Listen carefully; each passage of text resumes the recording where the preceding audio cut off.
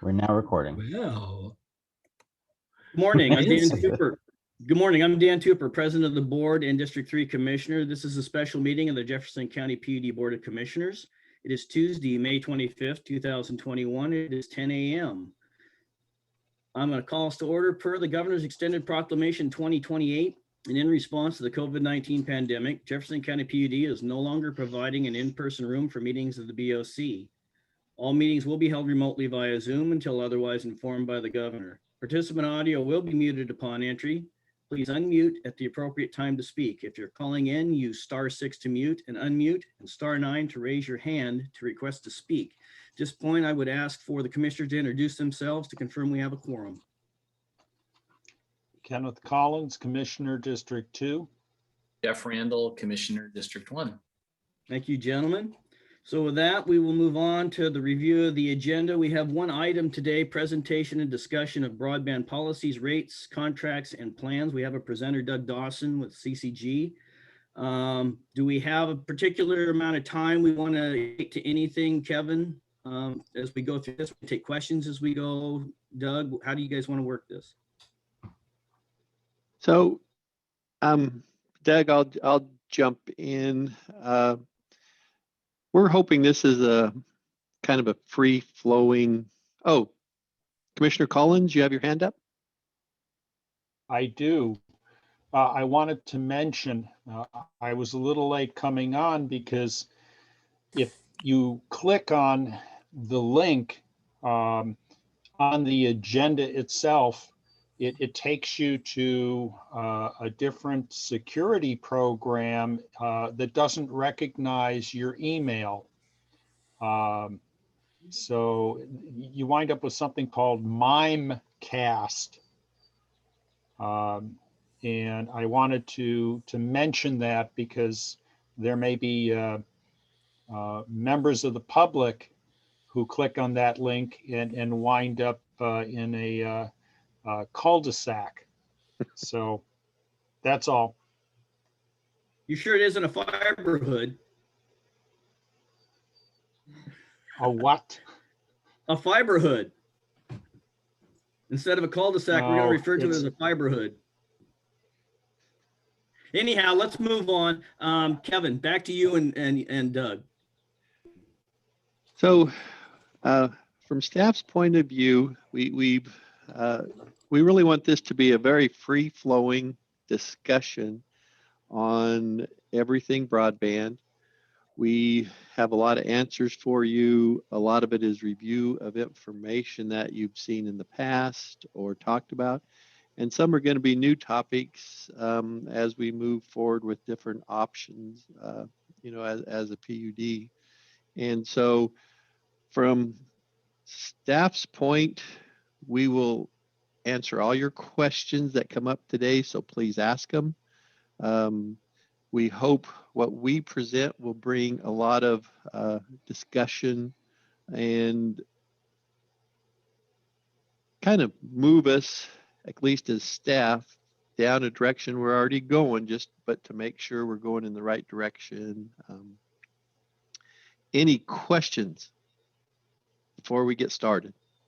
No, I would just make one statement, though, is to the public discussing this is not intended to get back and forth with the public per se. We will take questions and we will limit time to a certain extent if people get too long with their remarks. So, but we are going to keep it open to everybody at this point. Any objections to that, commissioners? Not hearing or seeing any disagreement with that statement. That sounds fine. Thank you. Okay, so we are there any changes or additions to the agenda as presented? Seeing none, I would entertain a motion to accept the agenda as presented. I move to accept the agenda. Second the motion. It's been moved and seconded. Any further discussion on the agenda? All those in favor say aye. Aye. Aye. Aye. It's unanimous. We have the agenda as accepted as presented. So with that, we will move on to item number 3, the presentation and discussion. Kevin, are you going to introduce our presenter, or how do you want to go? I will, Doug Dawson is here to answer any and all questions. I don't know if Doug wants to start out with some specific topics, but he is here primarily to add his expertise in all things broadband. So I do want to just do a few minutes here, Kevin. thank you, Doug. All right. The two primary documents we're going to talk about today is something called the Telecommunications Customer Service Policies, and then also a list of rates.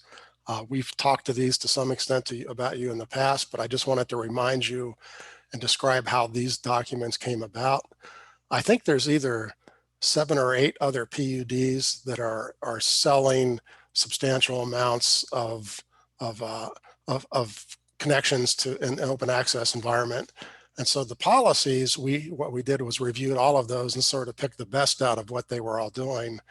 And so these policies are important because what they define is the way that you would interact with a brand new CLEC or an ISP, I mean, who wants to serve on the network. And so they inform that ISP how they go about getting service with you. They explain to them your basic premises of fairly detailed things like where do we connect at the customer end, that sort of thing. And it's good to know that these policies are going to be a living document. These policies really probably don't get cemented in concrete until the time in the future where you actually get a fairly large residential ISP wanting to serve on the network, because at that time, there's probably going to be some negotiations and some slight changes in these policies. But these are your starting point. And these should be in place for every ISP on the network today, even just small ISPs. And so, it's very important to just define what the PUD does versus what the ISP does. And that's the real intent of that document. And so it's a really good starting point. I would imagine, for the next 5 years in an open access environment, you would make at least some changes to it every year, probably not major. But this is not intended to be a forever policy. It's sort of the starting policies, but it's been well thought out. I mean, Kevin and staff and I talked about each of these policies in detail, and these are designed to operate the way you're operating today and the way you want to operate in the future. We've also talked a bit in the past about the second document, which is the rate schedule. That was developed sort of in the same manner. We sort of took sort of the medium prices from all the various ISP or all the various PUDs who are in the open access business. So, and if you recall, I did a presentation to you at some point, I don't remember when, a couple of months ago, about a business plan using these rates. And these rates don't make any money at all if we 100% buy the network with borrowing. However, they do very well if you get grants. And so, the first couple of places that the PUD is really thinking about expanding would be with grant money. And we know these rates are very adequate in that environment. So, we know they work.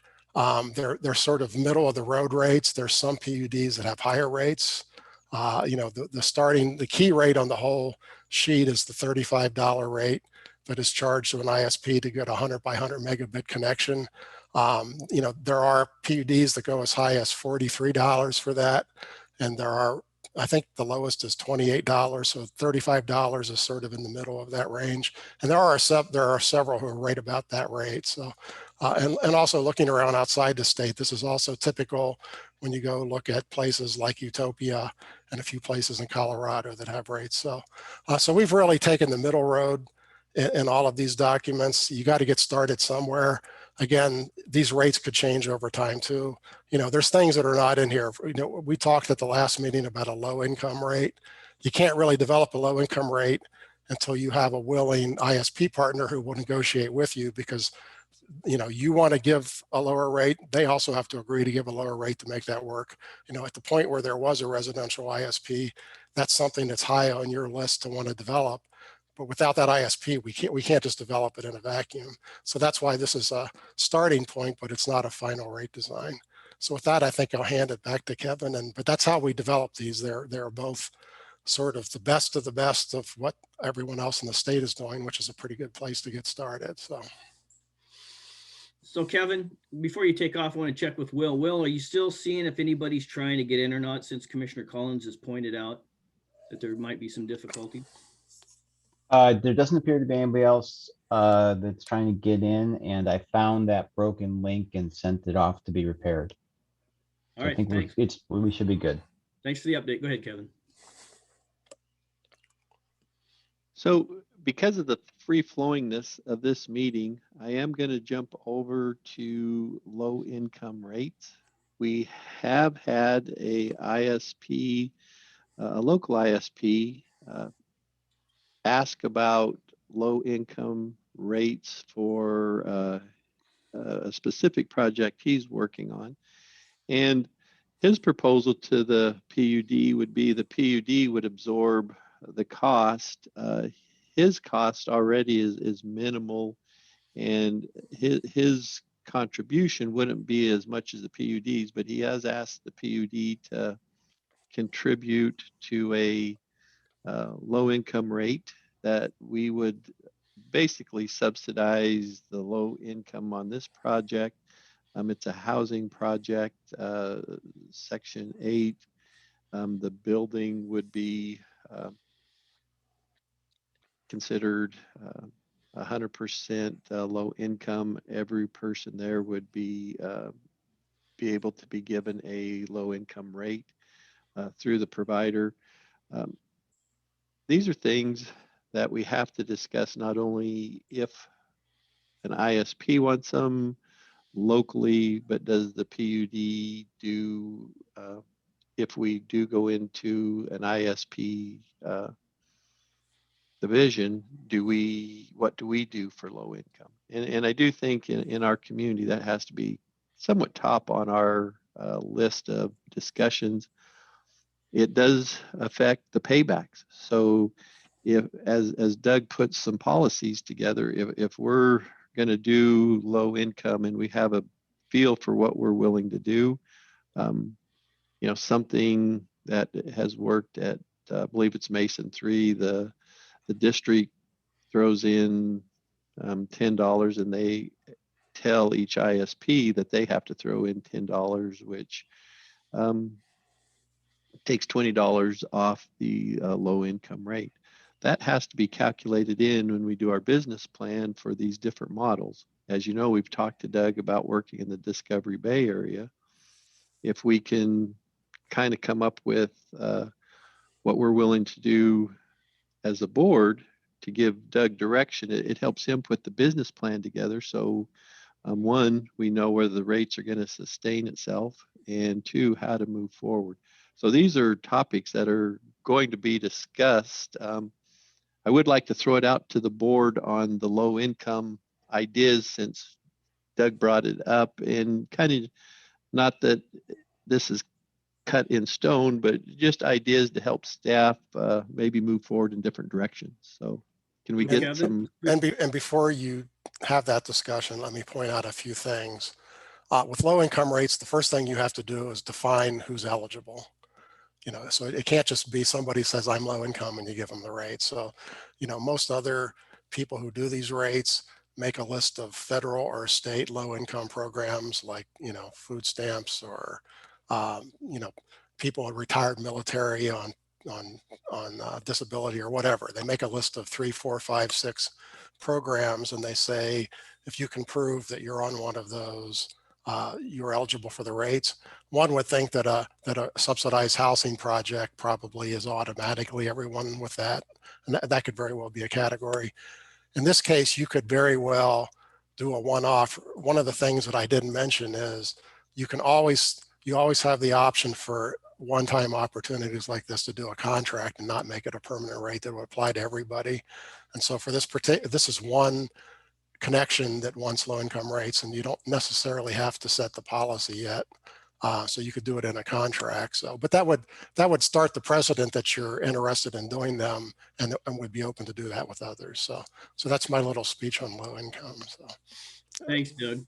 So Kevin, my first question is going to be one of the bigger questions, and I brought it up at the last meeting we talked about an ISP, moving down that road, is the separation between electric and broadband, I think that plays into this as well. Are electric customers going to subsidize broadband customers if this is going to be an in-house funding mechanism for low income? I think that's, how are we going to separate the two lines and when? I think that is important conversation that has to happen before we make too many decisions, even one is on low income.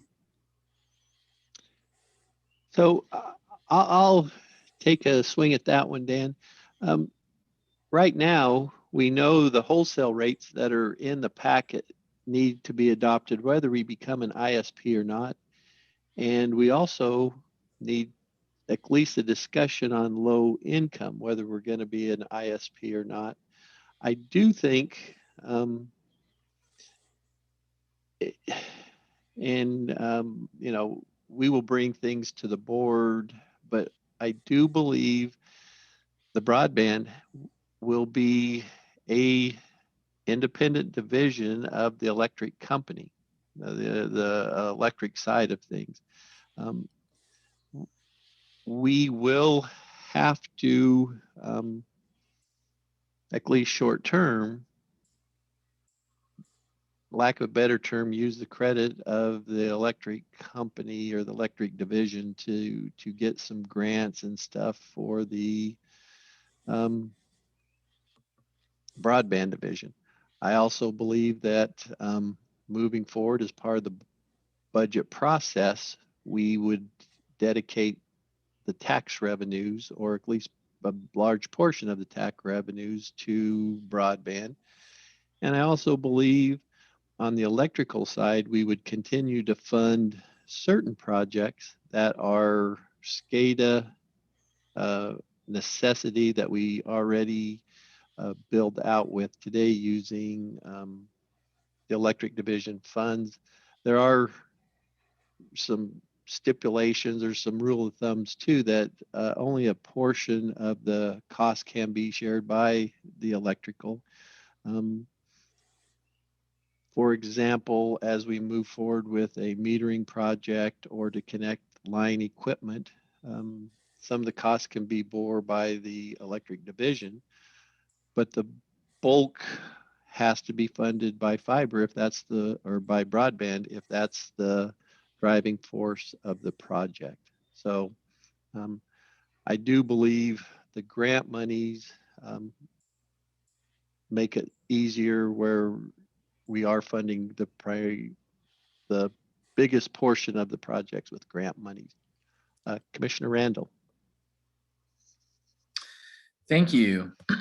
So I have a question for, this brings up a bunch of questions for me, but I have a question for Doug. So it sounds like this situation is one where the proposed internet service provider is not proposing to change their rates for low income. He or she wants us to fully subsidize this. And I'm wondering, Doug, is it common or is it possible to have, as part of our agreement with the ISP, that they have a low income policy? And I guess I'm thinking of, is there a way to set a bar on standards with ISPs where if they're going to be on our open access network, can we require them to have a low income policy? And could we, for example, require that everybody does the same thing, like we'll kick in something if they kick in something and set a standard? Is there a way to do that? Because I'm just kind of wondering, otherwise, why would they kick in anything if they think one of their competitors is not going to? Could you talk about that a little bit? Yeah, sure. First of all, you can do anything you want. So you can certainly set any policy you want, and there's nothing to stop you from saying every ISP has to do it. You probably don't want to make that apply to a business only ISP because they're not going to have any residential customers. And so, so if the policy is in your rules here, this document we have, then it just wouldn't apply to them if they don't sign up any residential customers. And if somebody is a residential ISP and never signs up a low income customer, it wouldn't apply to them as well. We can't make them sell to low income houses. You simply can't. But if they sell to them, you can make the rules say, if one of your end users qualifies for a low income discount and asks for it, you have to give it to them. So that would mean pretty much every residential ISP would have to do that because they don't know who has those things or not. This one case, you know, I haven't really looked at the details. I just, because that's the first time I really heard of it. You know, if they're not buying the $35 connection and they are instead buying one of the like 100 megabit port connection, that's a little different. That product, if you give a discount off of that and they give a low income discount, that it doesn't really add up the same. If they would buy one connection to the low income housing project to serve everybody, that's not the same as buying a $35 connection to everybody. So that kind of low income connection almost has to be a contract. And the very fact is we don't know what their rates would be to start with, so we don't know what their lower rates would be. But I think you could still say they would have to be lower than what they would charge a retail customer in the same situation. They just may never have that same situation for retail. They may never serve an apartment complex that is not low income that you could compare the two rates. So when you buy a bulk connection to a whole building is not the same as when you buy a connection to each customer. So I think you can easily set the policy like Mason did for one customer. That's the $35 rate. And you could insist that that ISPs also kick into that. It's a lot trickier to do that if they buy a bulk connection to start with. And so there, I don't know that I don't know there that we can do the same math and we can ever really do the same comparison. So the very fact that they're willing to serve a low income housing project alone is magnificent. A lot of ISPs are not willing to do that. So, and they obviously are not going to get an agreement to sell there unless their rates are low. So that, you know, I'm not too worried about that one. I think that one is probably a wonderful thing, period. And if you can discount your rate a little bit, that just helps them, I think. So, so anyway, it's a tricky thing in low income housing. That's sort of a different category than individual homes. So,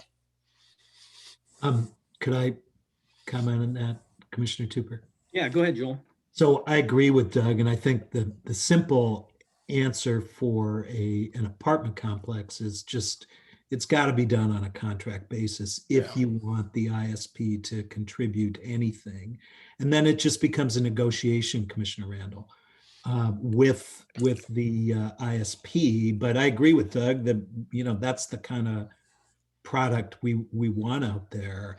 And I think at this point we're talking about a retail service provider agreement. So the PUD is well within its rights right now to provide that service.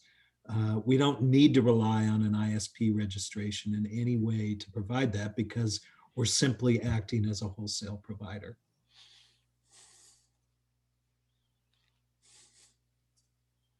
One thing I wanted to maybe throw in here is the recent, I think it's called emergency broadband benefits, Doug, where the FCC is allowing, ISPs to apply, and essentially if they comply, they're going to get access to funds that will give every low income customer like $55 for a connection or something. Is it's that $50 off? $50 up to $50 off. So that'd be a pretty great, and I maybe this is taking us off into a different area, but that's something I'd like to think about as an opportunity for us to take advantage of. But we'd have that's a temporary program, and when it runs out of money, the program will be over. Everyone's figuring that'll be something less than a year. So if that particular ISP is not part of that program, then they're not going to get that benefit. They may very well have signed up, in which case they will probably almost give free broadband. I mean, $50 off is a lot. So if they were doing low income housing, but still that would be temporary.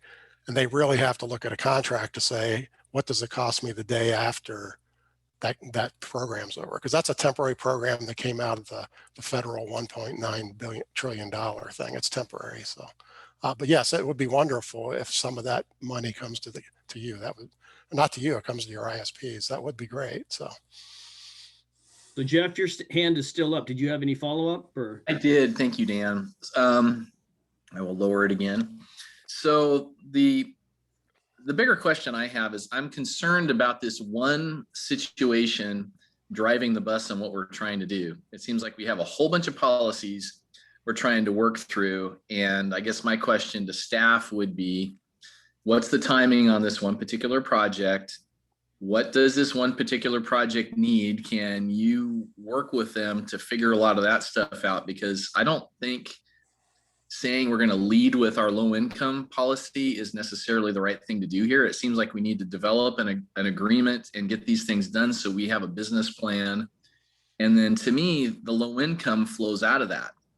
For example, with electrical, we decided to add $2 to the base fee to create a pot of money that then we could measure that against how much credit we were giving to our low income customers. And if this business plan that Doug is putting together basically says you'll pencil with these numbers and they'll be fairly competitive, but that did not include giving a lower rate to low income. So I hate to lead with, I want us to have a low income program, but I hate to lead with that because we're trying to develop a balanced, sustainable program when we have enough people signed up. And I hate for this one project to suddenly be driving stuff. And what I'm hearing Joel say is, hey, this one project can be a one-off contract. We need to figure out what kind of service they want. The provider doesn't want to provide any breaks himself. So it's like, why not just let that project go ahead, work on the contract, and let's get back to focused on all these policies we need to adopt to get this thing going. So that's just my thought. I just don't know that we should spend a lot of time on that one. So from staff's point of view, Jeff, we agree 100% on this one off.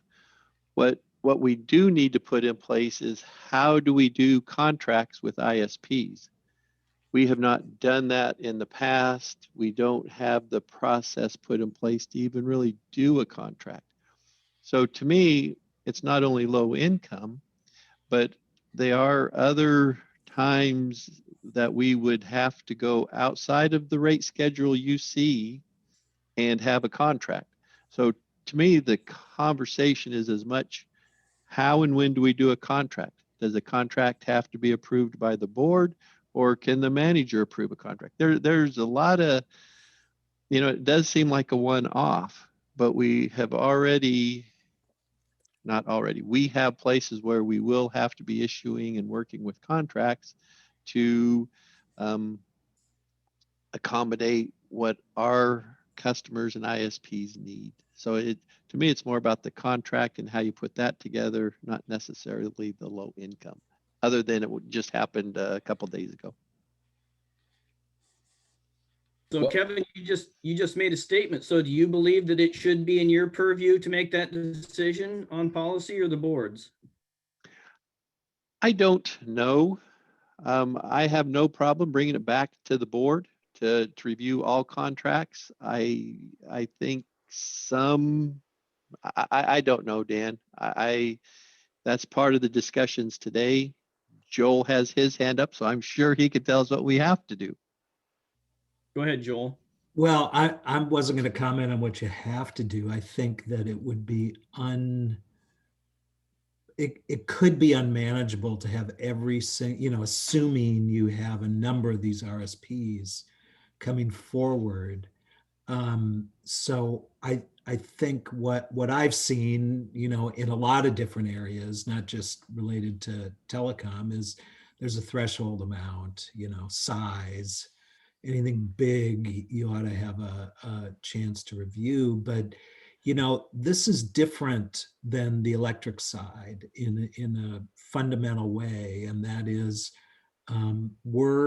if we get into this business, especially as an ISP, there's competition out there. And so I just think, it's hard being a public agency subject to the Public Disclosure Act to be in a competitive business. But anyway, it's just something to be mindful of. And this is Doug. I have two comments. One is the other PUDs mostly have a dollar limit. Dollar limits under a certain level are the department who's doing the broadband's discretion, and above that they come to the board.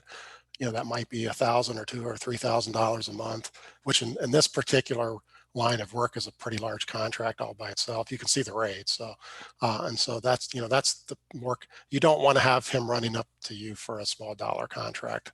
For one thing, you want to get those over and done and in place. I mean, you don't want to have to wait to the next board meeting. I also want to just address the question that was raised about moving forward, and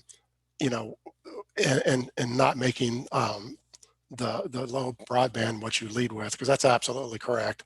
Remember, I already did open access business plans, and what I showed there was if you develop any business plan that reaches break even, once you've gotten to that point, you can layer on low income without a detriment.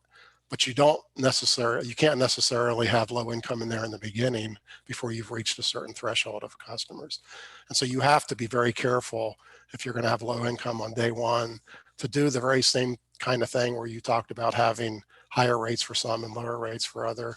I mean, if you're going to have low income on day one, we would have to build that into these rates. And right now those are not in here.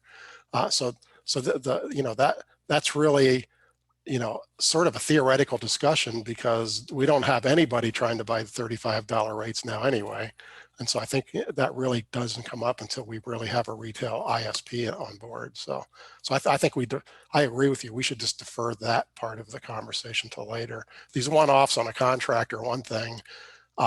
Believe me, even if you discount, the rates on a 100 meg connection to go to a building, you'll still be fine financially. It's the but that's not the same thing for the $35 rate. So I agree to push that discussion off. It's way too early to talk about it. So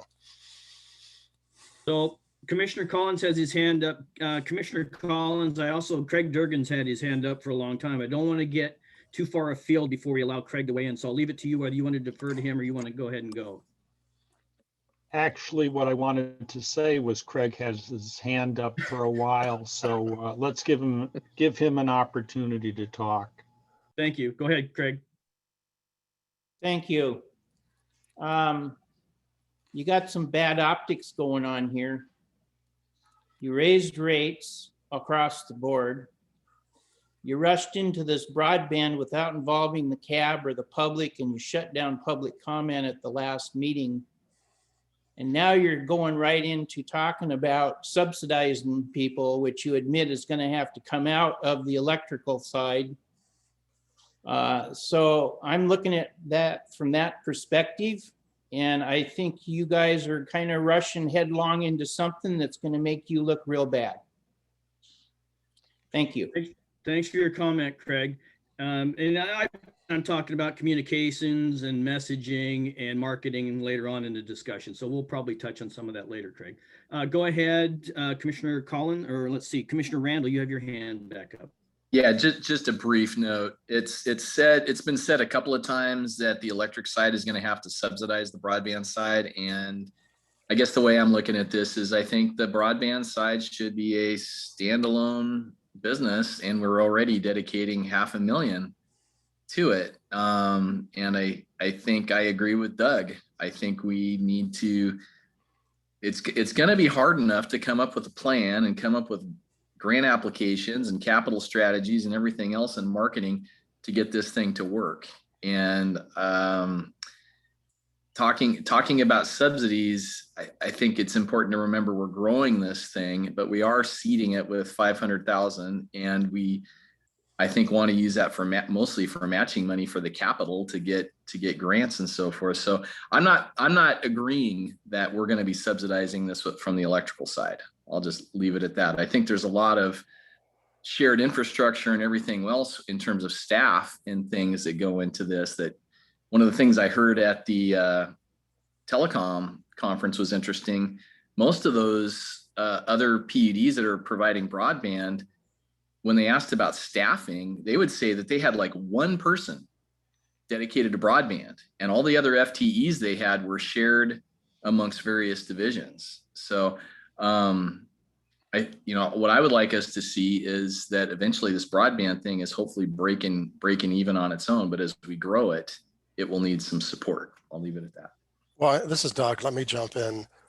I heard very clearly from all three of you that broadband needs to pay for itself. So that was a given to me. And so when we're talking about expanding to Discovery Bay or whatever, I think that needs to pay for itself. And so I don't believe that we're talking about scenarios that need subsidy.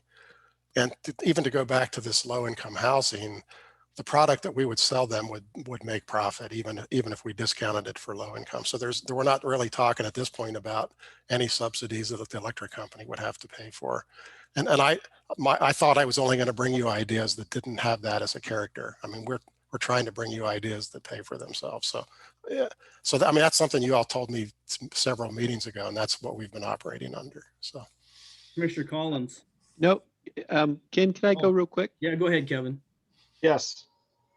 I'm just going to throw this out there. When the electrical division took over, we got help from the water side.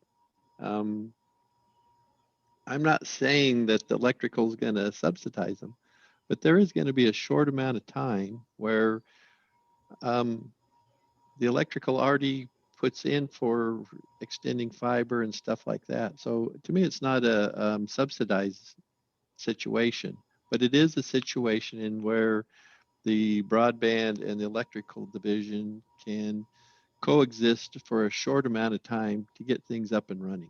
And that's what happened when we did the electrical. And I do expect that to happen a little bit on the broadband side. So.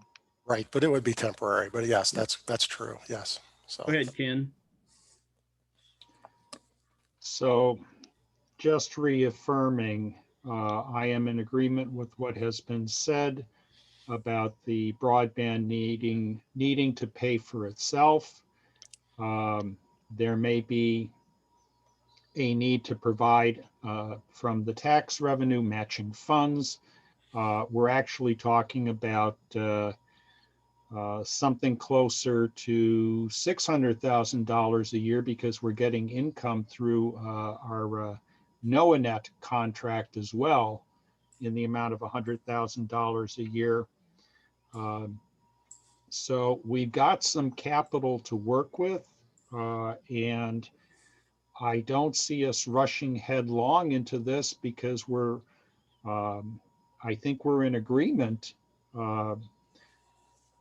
commissioners and staff, that our ability to expand is contingent on getting grant money. So I think we need to move aggressively in the direction of getting applications in, and I was very pleased to see the action taken by NOAANET to apparently hire a firm that is well experienced in grant writing to provide additional assistance. So I just want to be sure that we are effectively positioned to move forward and take advantage of this window of opportunity to get both state and potentially federal monies. So I see us moving forward in that sense incrementally. So yeah, I concur with everything Commissioner Collins said there. I still think there's some real gray areas when it comes to talking about, how electric is going to support broadband as that moves forward. Again, that's where we'll have to make sure the books are right. The auditors are going to be happy with what we're doing. I think one area that for me is really still, I would say, not necessarily as gray, and that is our pole attachment fees. We are not where we need to be with those. And when we start hanging fiber, you could argue pulling fiber through conduits that we've put in the ground on the electric side is different than maybe hanging new fiber on poles to go, middle mile or to the home. So we need to really be looking at that one as to who's paying for what there. That's the one I'm really watching, are the pole attachment fees. But beyond that, Dan, go ahead, Ken. Dan, isn't that a two-edged sword, since we can't give ourselves a discount for pole attachment related to broadband? We have to pay the going rate. So if we raise the rate for everybody else, we're included in that.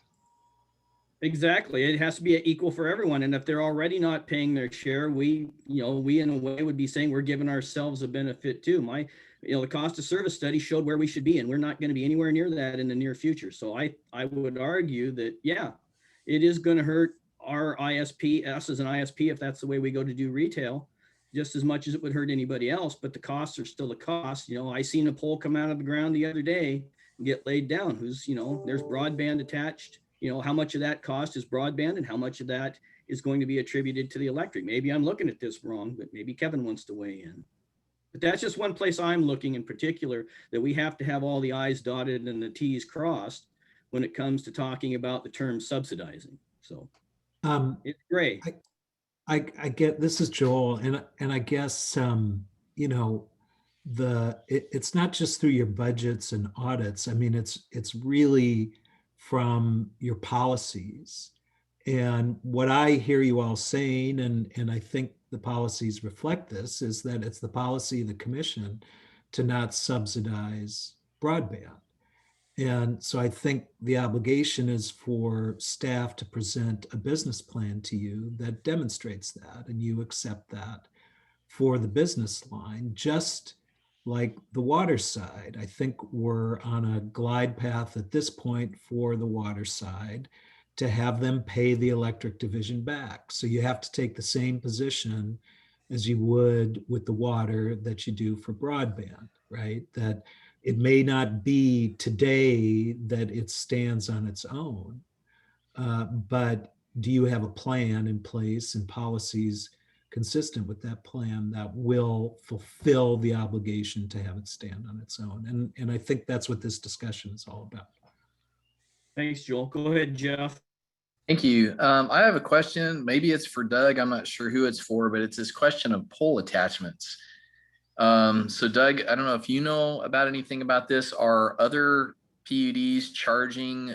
I mean, do they consider the poles owned by the electric side? And when fiber is hung on the poles, the electric side is charging the broadband side for every pole attachment? Or if we start doing that, then are we going to have to look at every pole attachment and decide, well, actually this bit of fiber is used by the electric side for SCADA, and this bit of fiber is not. So that one has to have a pole attachment paid to the electric side, and that one doesn't. Could you talk a little bit about what you know on this area, and maybe any other staff could chime in as well?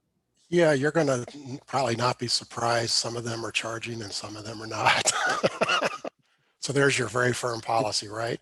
And the ones that aren't charging, see, a lot of it goes back to what Joel said. It depends how you set up this independent piece of the broadband business.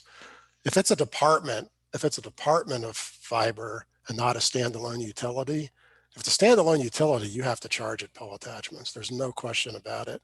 But if it's a department of the electric and all you do is you separate the books at the budgetary level, you don't necessarily have to charge, because that's electric charging itself. And that's how some of the PUDs justify not charging it.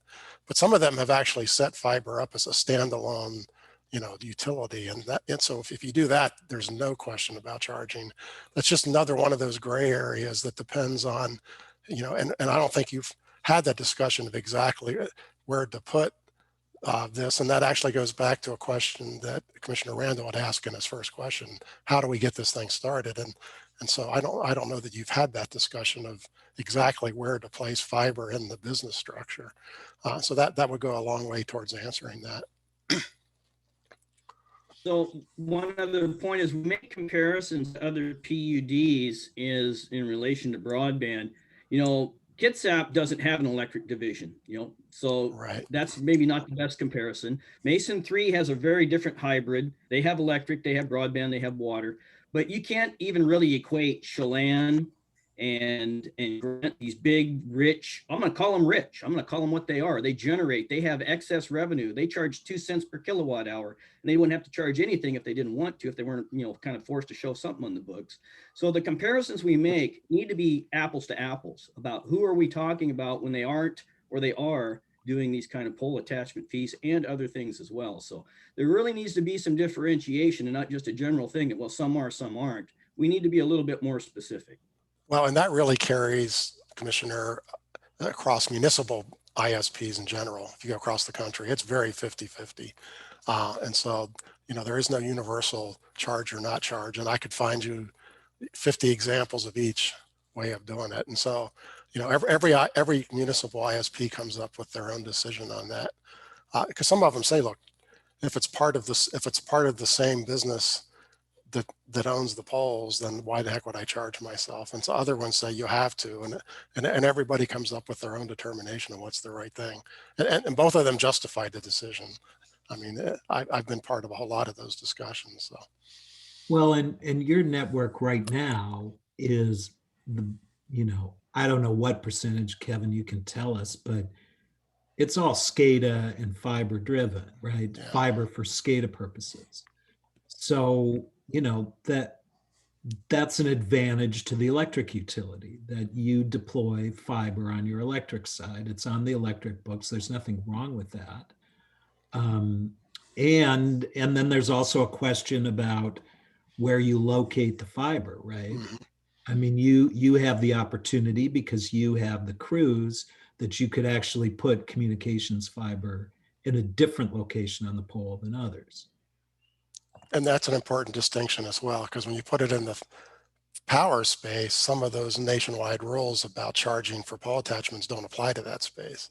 So it gets all gray in a real hurry. So, yeah. So Kevin, maybe for the record, before Jeff chimes in here, you can explain SCADA real quick for the public or anyone who listens to this recording. We use that term a lot. Maybe give a brief rundown of what SCADA is and what that means.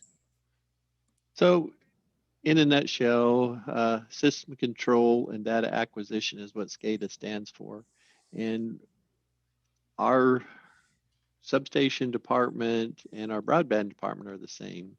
But what it enables Colton's group to do is, at a substation, he can sit in the office and he can open and close breakers, which basically turns power on and off to different areas.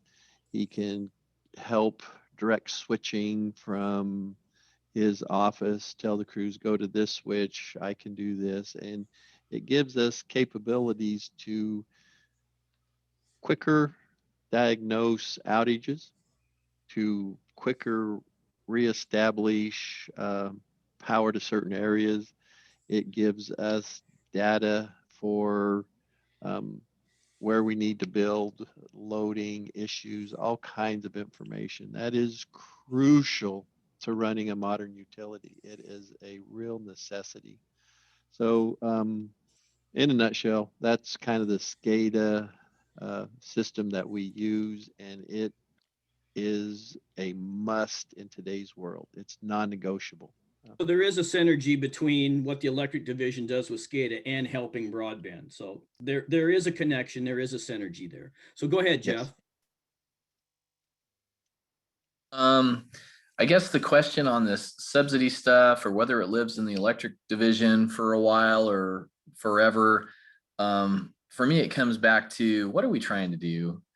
And what's the best way to be successful at accomplishing that goal? And it seems like what we're trying to do is we're trying to increase the availability of high-speed broadband to the citizens of Jefferson County and our customers. And as we talk about that, we're also looking at trying to leverage grants. We're looking to set up a smart business model using folks like Doug and other people's experience, other organizations' experiences. And so I guess what I'm hearing is that a lot of utilities start with it being a department within the electrical side. A lot of the workers are sharing responsibilities with electrical monitoring and SCADA monitoring and broadband monitoring. So rather than trying to focus on this pure no subsidy idea, which sounds like a purity test in some ways, I just want to focus on what's the way to be successful, most likely to be successful. And at the same time, yeah, we don't want to be raising electric rates in order to pay for the broadband side, but I think there's something in between. I think there's this idea of it's a department within the electrical side. The rates that we're setting for broadband should cover broadband, but these things like pole attachments and everything else, I think it's getting a little bit into the weeds. So I'll just stop there. So- I do want to point out to you, this is Doug again, that you can create a department and still do the accounting in such a way to completely understand any subsidy. Because you just have to allocate costs and revenues. Even in a department, if the rest of the PUD buys broadband from Kevin and you pay for it, then that gets rid of that subsidy. And if he pays his electric bill and if he shares salaries, we put them both in the right buckets. We can still, in a department, track that you are subsidizing or not. So that's really not necessary. We can do both, Jeff. We can keep it in. The main reason to keep it in electric right now is to get advantage of your balance sheet to get the grants. You don't want a standalone utility before you have any money. That would make it a lot harder. In the long run, you may still want to move it somewhere, but you can still track that subsidy issue very cleanly, and it's not very hard to do. So as part of the discussion to help inform the public about what we're doing, I think that these are important conversations for transparency and accountability as we move forward. So go ahead, Commissioner Collins. I think you have your hand up. Yes. I think Commissioner Randall raises a fundamental question as to what sort of entity we want to be going forward. And question that I have, and I guess it's a question to Doug, and maybe a question to Kevin as well. What's the likelihood that we're going to have ISP partners that we can work with? I know Doug put out something in his blog about the available grant money. I think it's NTIF.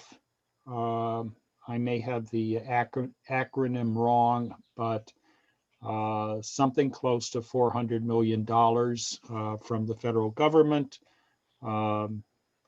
And that requires, it's tilted towards governmental entities, but there has to be some sort of a partnership with a private entity. That's at least what I gleaned from a quick reading of the blog. So again, going back to Jeff's question, how do we configure ourselves in a way that we're likely to, as a startup in this business, maximize our success likelihood? So I'll jump in real quick, Doug, and then you can follow. One thing that we have looked on that specific grant, and I did get a response back that the PUD, if we become an ISP, would partner with the state. The state would be the governmental agency. The PUD would be the ISP. The response back from the state is yes, they would like to. They would like to sit down and talk about this. This is one of the strategies that we've talked about with Doug. He's he understands the grants and what we can and can't do, and he has directed us to reach out to the state. That's done. We're not sure if we can meet the deadlines and get everything done, but Ken, those are opportunities that come about if we become an ISP and working with Doug and others to guide us. Let's say, I don't know, Doug, jump in. This is the most unusual year in the history of the industry, and that there's so many different grants coming available in the next 6 months. I mean, there's 5 or 6 major grants. That one that you mentioned, Ken, is 288 million. That's one of the smallest. There's other grants that are 400, 700 million, billions on some of them. And so the state is also getting somewhere in a range of 300 to 350 million that they are going to be able to award out. It has to go to broadband. So there's so much money coming down the hill between now and December. What we're doing is getting you positioned to go after any and all of it. I mean, I think there's a very good chance of getting most of this first set of expansion paid for, that you may be able to get 100% grant. That's our goal. And so, that's what we're going to try. So, so that's one of the more interesting ones. No one's ever done that before. There's no such thing as a partnership between a state and a municipal ISP. But the grant raised that possibility. And so if we can get the state to actually move off their butt and get that done in a hurry, I mean, partnering with the state sounds hard to me. For them to actually make it happen doesn't sound like the easiest thing in the world, but they do have a broadband office and maybe they could go quickly. So we're exploring all of those possibilities. We believe you'll be able to get grant funding for these opportunities that Kevin's identified. So before we're kind of getting into the funding part of it now. We're about an hour in. Do we have a hard stop at noon? Are we going to be able to run over it all? I'm going to speak for staff. We hope to be done by noon. Okay, because we're halfway through. So do you guys want to pick the presentation up at a different point, or do you want us to continue on with the funding discussion? I like the way this discussion's going, a little bit more free flowing. So let's just keep going down funding. If really we're here to answer questions, bring questions up and get some guidance. So let's just keep going if it's I'm going to okay. follow up on that question there. Commissioner Collins asking about the NTIA funding, the ARPA funding. Maybe you can segregate, Doug, how that all plays out, because our county, Jefferson County government, is in line to get a lot of ARPA money that can, it could all go to broadband if they choose to do that. So how exactly do we coordinate those two funding mechanisms in this startup phase? Well, there's two piles of ARPA. Well, all these are ARPA money, by the way. All these, for some reason, ARPA passed out broadband money in like 7 different directions. And so there is the county one, and Kevin has reached out to start the conversation with the county. The answer is it would be really nice if they kick some in here. There's going to be the 300 and some million from the state that's ARPA money. So we have to be a little careful in that. For example, just take the NTIA grant. It requires at least a 10% matching, but that matching can't be from a federal source. So the ARPA money and the state grants, since they both also came from ARPA, would not count as the matching funds. We would certainly take them gladly, but we would still have to come up with the 10% matching. However, the state does have money that's true state money. I think Kevin said they have $50 million. So we would try to get the matching out of that pile. And that's how you might be able to get 100% grant. You should take all of those. You should put them all together, because why would you not? Get some from the county, get some from the state, go after this NTIA, or there's several others. There's also a grant at the EDA that you're probably eligible for. There's also a grant called Reconnect that you're eligible for. We're going to get one of those three, and we'll figure that out here pretty quickly. Get the other ones, make it matching. So the answer is we're looking at all of those, and they all should be considered and they should be put together. So do they all have a deadline where the money is going to be let fairly close? The only one we know right now is the NTIA one. They were the first one to truly publish the rules, and that's grant requests are due by August 17th. None of the rest of the grants have given us a timeline yet. They will likely not be before that. Most of them are going to be September, October, we think, but we don't know yet. So we're waiting. These are all such brand new grants. The rest of them haven't published their rules yet. So, okay, Commissioner Collins. Yeah, there was a part of my question that has not been addressed, and that is, has anything changed in terms of ISPs that might be interested in coming into Jefferson County and taking advantage of additional broadband infrastructure, middle mile, that the PUD with grant money might be able to construct?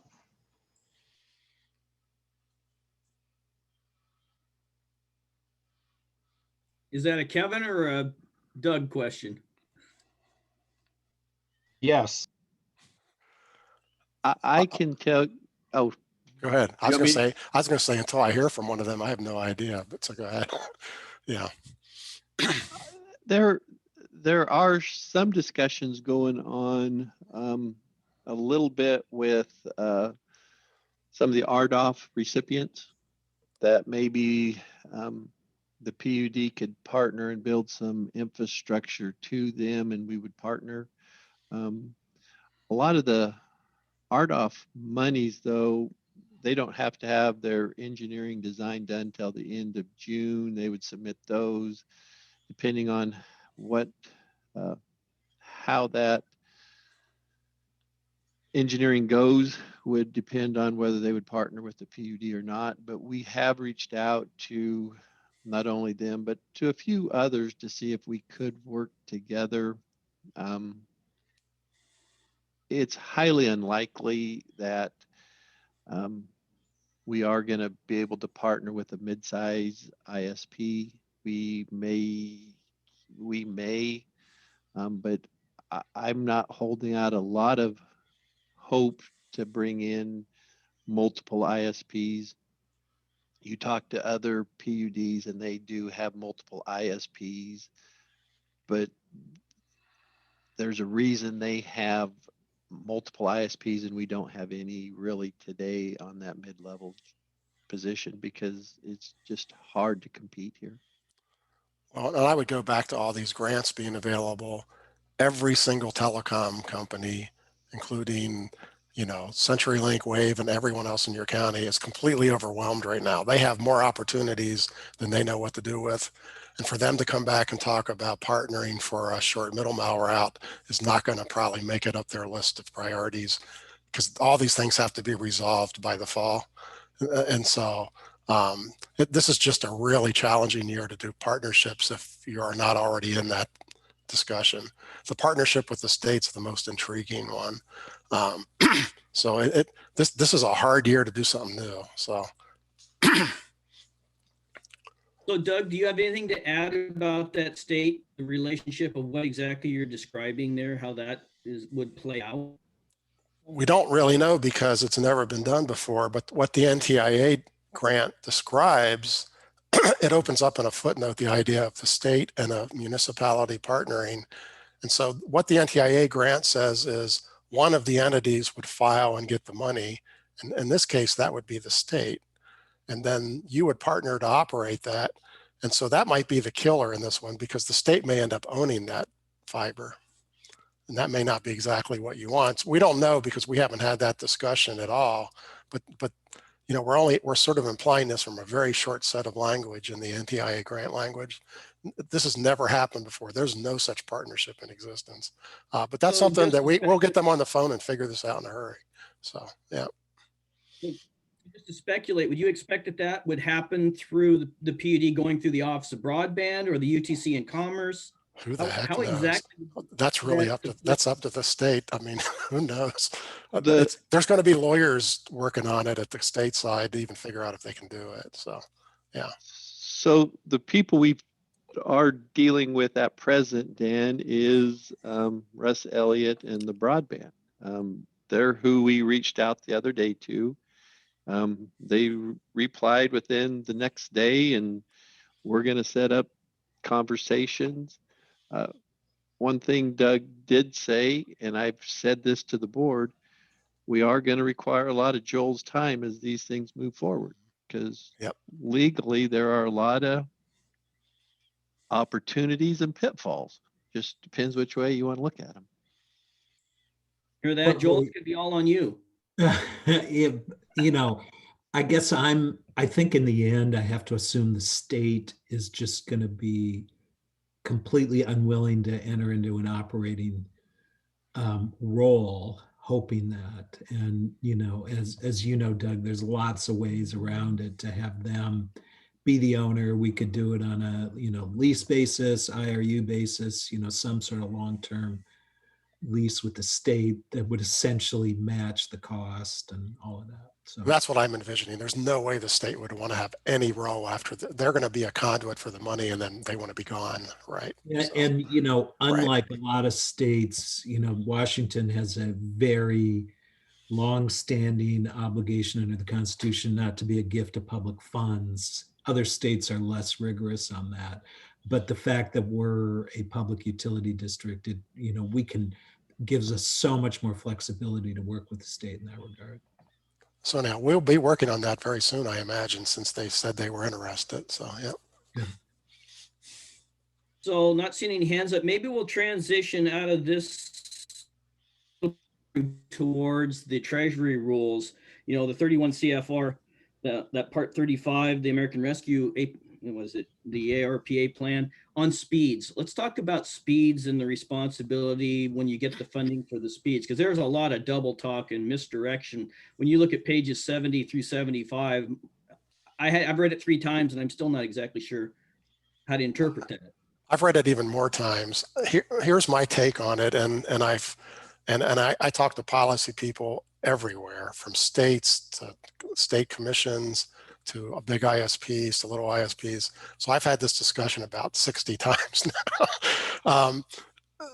That language is very interestingly, there's no shall language in it. It doesn't tell you how to do anything. It suggests certain things, and it does suggest that this money should go to places that have something less than 25.3 megabits per second, but they added the word reasonable, reliable is what they added. So you don't have any places in your rural areas that have reliable 25.3 megabits per second. We have places where the ISPs have claimed those speeds, but in real life, they are not those speeds. And we've already had grants in the past, like the Reconnect grants, that allow you to prove that those areas don't have 25.3, in which case the grant would still be allowable. The other really interesting thing about that money is you don't apply to anybody. I mean, the county is the one giving you the grant, for example, and they're not applying to anybody to give you that money. So they can look at that determination and say, it doesn't look to us like that's reliably 25.3, and they don't have to ask anyone's permission for that.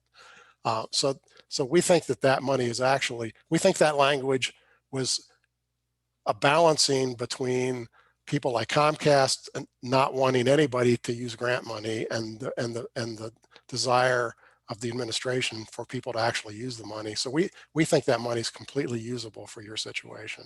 There's none of these rural places that really have 25.3. So I don't think that's at all a block code for you. Again, that's open language, but the beauty of that is we don't apply to anybody. There's no clawbacks. There's no penalties. That entire section of grant has no penalties on you if you make the wrong decision. There's no provision for them to take the money back. No, I think you have to try to meet the language. And in your case, I think these areas you're looking at meet it anyhow. The very fact that we have ISPs who lie about their speeds doesn't mean that's the real speeds. There's no 25.3 DSL in your rural areas. It does not exist. There's no such thing.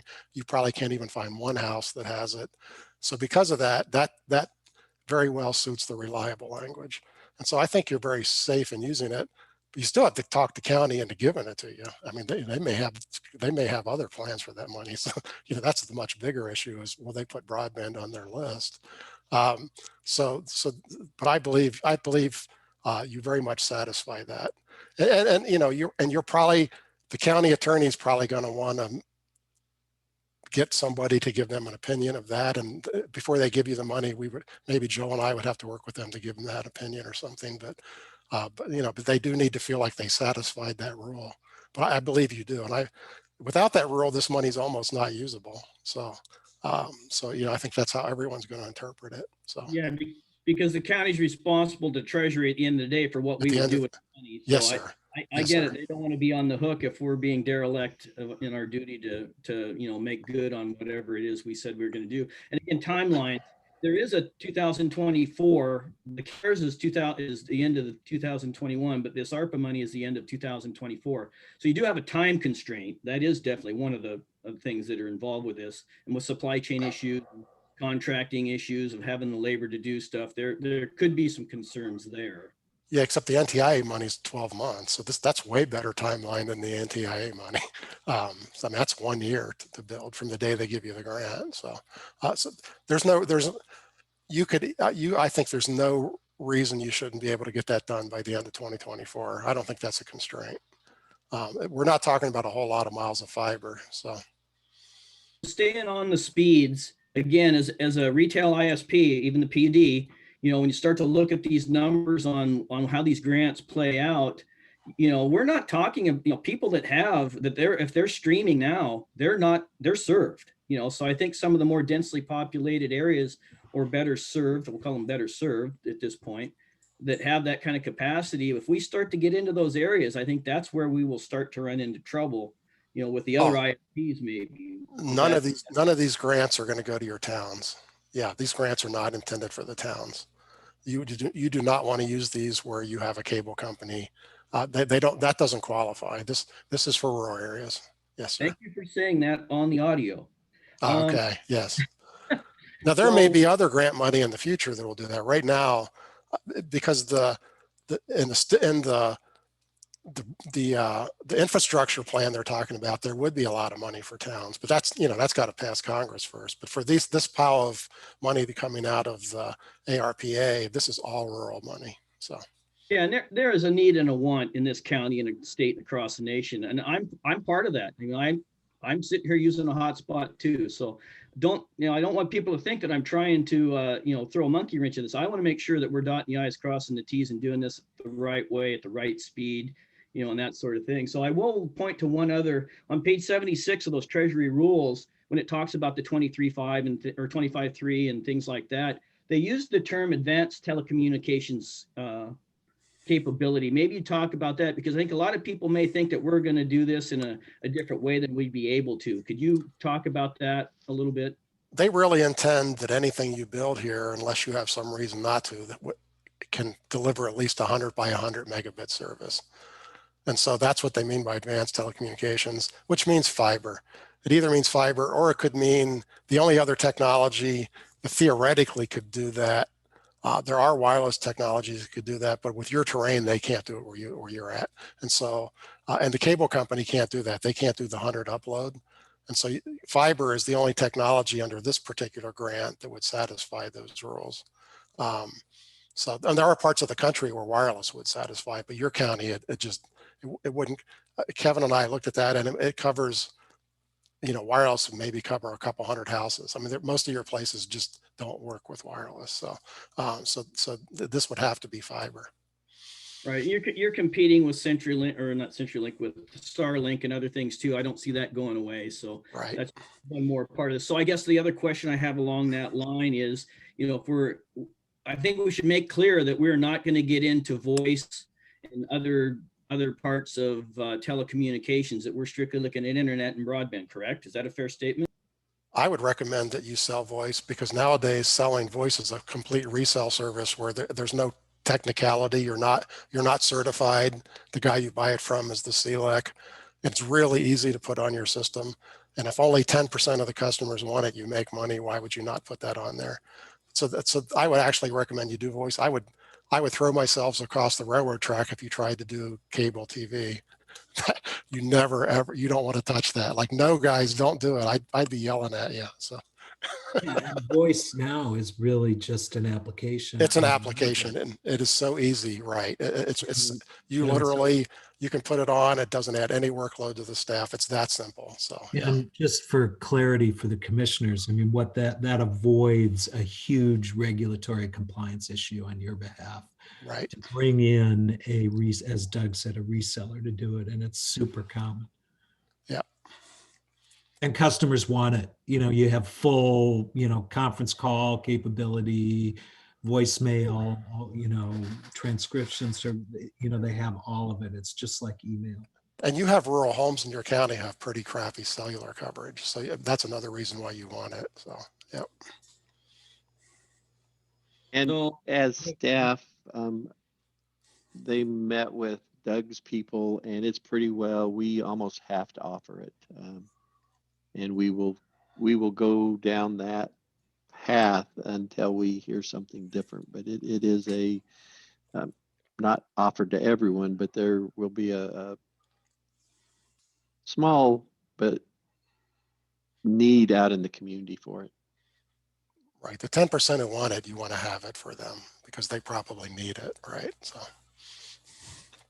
Yes. Well, if we're simply the conduit for a provider that is offering voice, then Right. we're not really in the business. Well, we have now crossed over so that we have to be careful because we're now talking both open access and retail authority at the same time. We need to be much more clear when we're saying these things, which of those two we're talking about. Because you're absolutely right. As an open access provider, you assume the ISPs will have voice. That's correct. So, Well, Doug, even if we were a retail provider, it's an additional entity that offers the voice service. no, it would just be I think Joel said it very well. It's just an application. Yeah, You would not open a different division and No. Oh, but you're right. Whoever you buy it from on your bill, it says powered by whatever that company is. They are actually the voice provider, correct? So, right. 'Cause But you make I quite a have- bit of money at it, right? Because a couple of years ago, we cut our landline and have been doing voice over the internet. And that has worked reasonably well, even though we have a very anemic 10-1 setup with double twisted copper through CenturyLink. Yeah, that's exactly the program, Ken. That's Yeah. exactly what it is. And you know, I have clients who've entered into contracts with voice over IP companies, and you just put all the obligation on them to comply. And it's usually just a revenue split. And the good news, Ken, is this doesn't go over the open internet. It goes over your fiber network. So the quality is like crystal. It's the best voice you've ever heard in your whole life. It's like it used to be 30 years ago on the copper before the copper got old. I mean, it's so clear that you can't sometimes tell if the guy on the other end is talking. It's so quiet. So if he's still there, so it's a really wonderful product on a fiber network. But you have no regulatory obligations. It's simply it's an add-on. You buy it, you put it on the network, and somebody else is the regulatory entity. So, Nice. right. So Doug, again, for people who may listen to this audio later, could you make it, is there a distinction between an ISP and a retail service provider? Is there a difference, a distinction between the two? In Washington, there is, because if you got retail authority, you would be an ISP. And an RSP is the only state that uses that is you guys in Washington. That means someone who's buying access on your network. So that's a retail service provider who doesn't own the network, but they use the PUD's network. Now you could also be an RSP.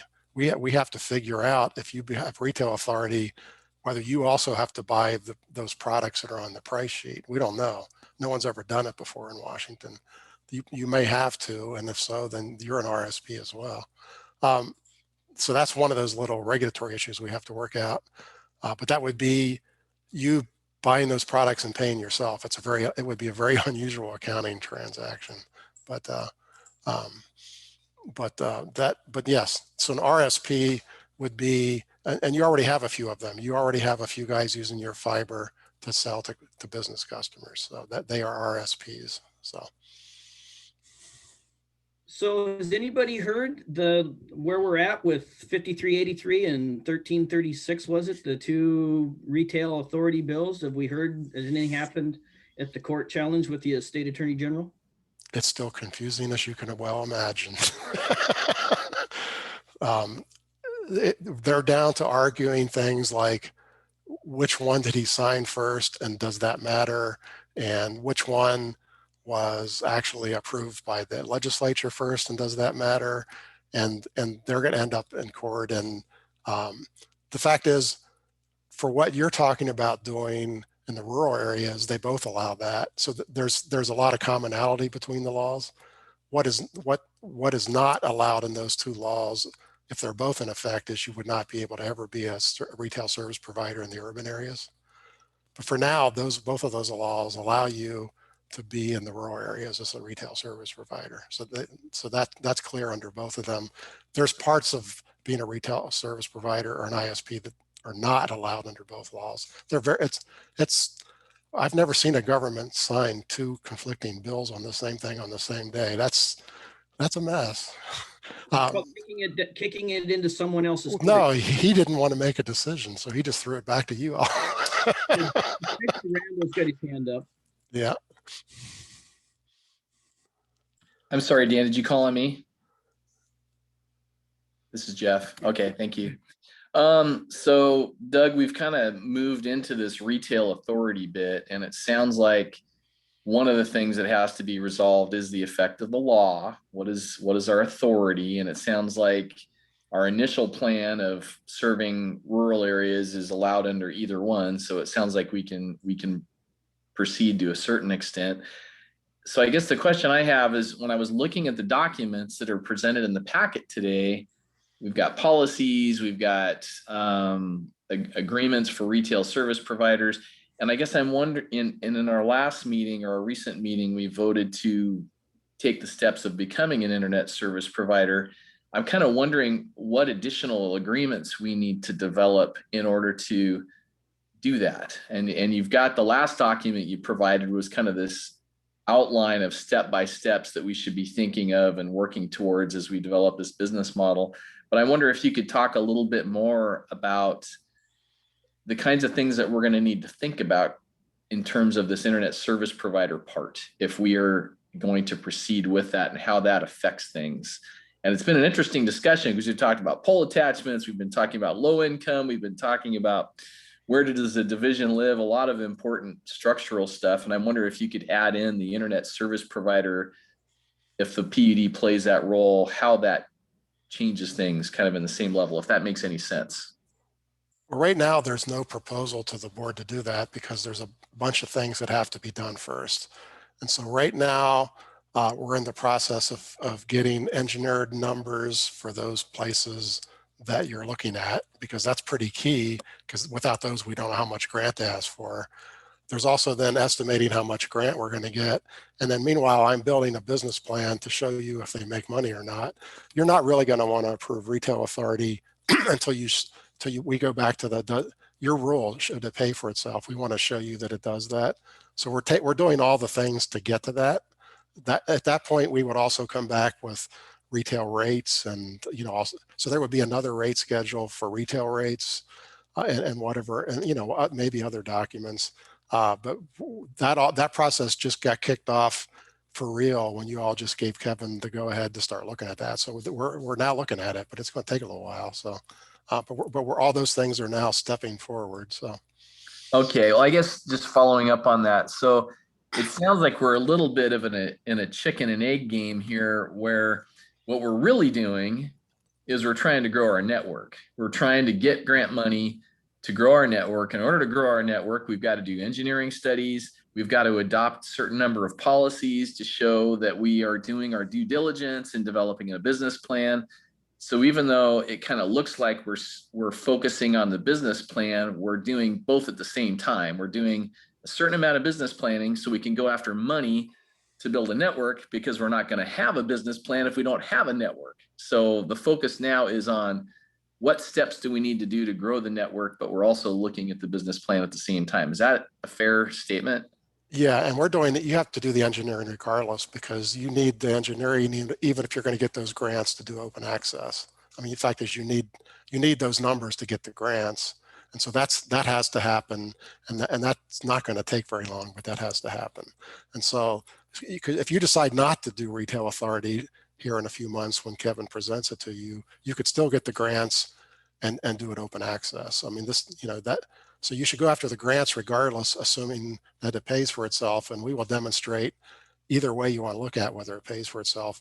And if they're almost 100% funded with grant money, it should pay for itself under open access or retail. In fact, that doesn't seem like, I'm pretty sure we'll be able to demonstrate that.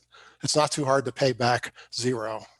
So you just have to cover expenses. And as someone said earlier, there's not very many people in this division, so it's not very hard to cover the expenses either. So we will, but right now the engineering has just gotten started I just gave numbers to Kevin yesterday to get that finished.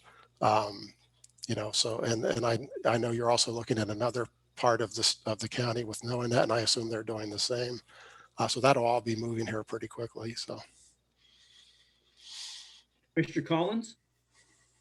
Yes, so to clarify, is there substantial grant money that are applying for requires us to be an ISP? And just because we become an ISP, are we then obligated to be a residential retailer? Some of the grants do require Doug, that.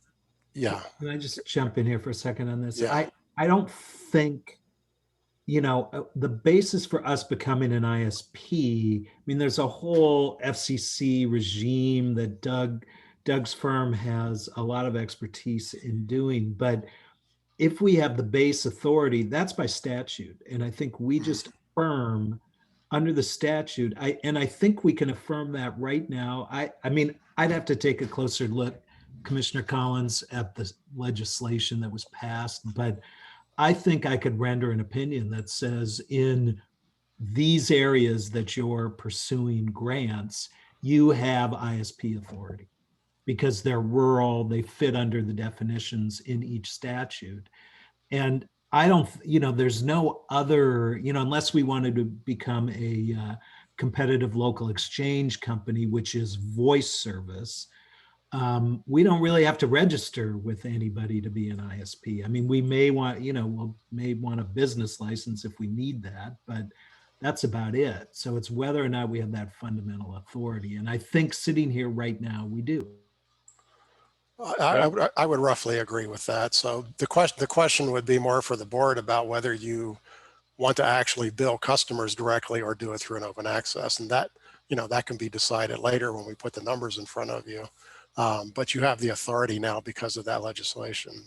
That's correct. So One side note though, depending on which bill is the dominant bill, 5383 allows for other ISPs or outside entities to challenge it. So just having ISP, you know, authority doesn't necessarily mean we'd be able to get the service, right, to necessarily places we think that we could. So that would affect our business model for take rate. Did I hope Well, that came that's out not right? but that's not the question. I mean, the question is whether or not we are an ISP for purposes of grant application. If someone wants to challenge it, fine. I mean, you know, I think Doug and Kevin have just told us, at least in that section of the county, there's no one who gets 25.3. I mean, Commissioner Collins just told us he doesn't get 25.3 where he is. So And I deserve it. They have to fight for it. No, but I think one of the things we should be looking at if we exercise, you know, becoming an ISP and retail authority is, you know, for the take rate purposes in the business model, if it's 5383 that's dominant, it's still, that's an effect we have to take into account, that we would get challenges where otherwise we may not, correct? Well, again, I'm going to show you a business plan with using your retail authority and without using your retail authority. I mean, if it pays for itself as an open access provider, you're still good, right? So we're going to look at both of those at the same time. And so you know, that's a decision that has to be made down the road. Kevin's not ready to recommend that to you yet. We haven't done the number crunching. So the answer is, for grant purposes, there are one or two grants that actually require you to be an ISP. Some of these don't. The money you get from the county doesn't care. This grant that we just talked about, the NTIA grant, does not require you to be that. The Reconnect grant, which is a $700 million grant, that would require you to be that. So that one we probably have to be careful about applying for, because if we got the legal challenge, we could end up having to give the grant money back. I think that might be the only one, but we're going to be very careful and not applying for a grant that would not work for open access. And there's plenty of that money around. So that is a slight concern, but not a major concern. So if I just heard you right, Doug, so the county money, we don't need to be an ISP for them to give us that money. So do you have the proposition ready for the county, Kevin, to tell them we need $10 million for broadband? Because I don't know how much they're going to get. And by rights, I know they have other issues. They have affordable housing. They have a whole lot of things that they have to look at. I get that, but I'm being somewhat facetious here. But are we approaching that the same way as the NTIA money? It's going to be there. If they dedicate it before we give them a proposal, they can say, well, we've already dedicated it to X. Should we not be looking at putting a proposal in front of the county right now? We are looking at a proposal. Our issue is we're not only looking at a proposal for broadband, the water division.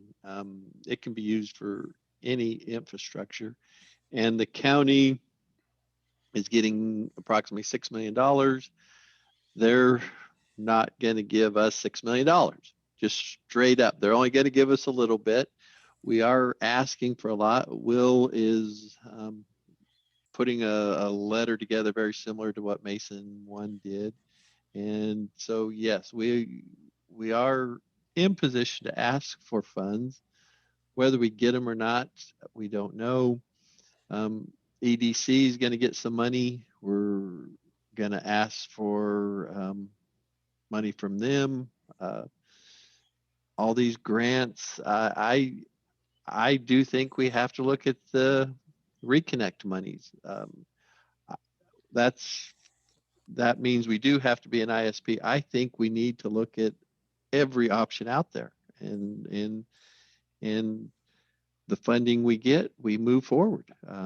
If we get 15 million, which we've said all along, that's what we're hoping to get, we move forward. If we only get 5 million, we decide where we're going to. This is where the 5 million was granted for. We build out in that area.